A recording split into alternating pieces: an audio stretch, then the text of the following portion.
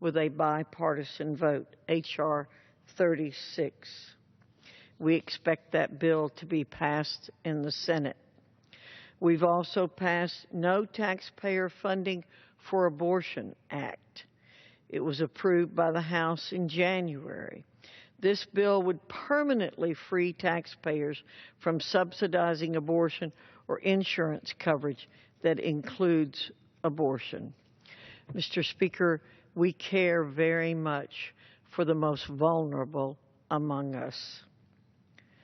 We are also doing everything we can through our hearings to hold President Obama and the executive branch accountable in conjunction with our constitutional duties.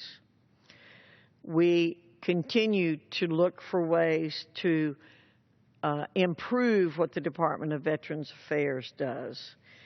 We have witnessed the incompetence of the Office of Personnel Management, which allowed its records of federal employees to be hacked. We've held hearings on the Secret Service scandal.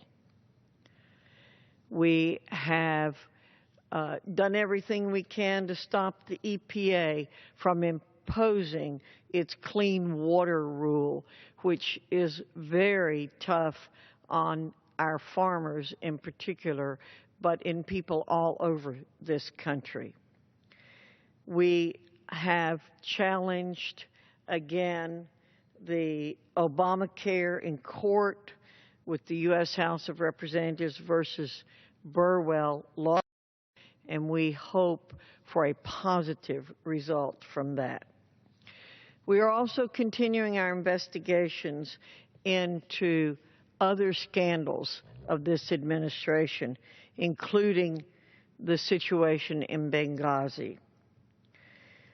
Last fall, House investigators learned that former Secretary of State Hillary Clinton used a private email server located in her home rather than an official email account as required by administration policy. She also failed to preserve her official emails for government records as required by the Federal Records Act. Without the diligent work of the Select Committee on Benghazi, this highly questionable email arrangement would have remained secret. Because of a Select Committee deposition of Sidney Blumenthal, a former aide to President Bill Clinton, the committee was able to demonstrate that despite former Secretary Clinton's assertions to the contrary, she did not produce all of her official emails to the State Department. The Select Committee is deposing senior State Department officials, including Clinton's closest aides, and will call former Secretary Clinton as a witness as soon as the State Department produces all of the records owed to the committee. We are continuing our investigation of the IRS and its unlawful targeting of conservatives. Mr. Speaker, this is the people's house, and we Republicans in the majority will continue to do the work of the American people by passing appropriate legislation and by holding this administration accountable for what it should be doing and what it has done that is inappropriate. The Republican-led House, Mr. Speaker, in the past 7 months has delivered real results that would solve many of the challenges that face our nation. But there's still more to do to make the outdated models in Washington, D.C. more effective, efficient, and accountable.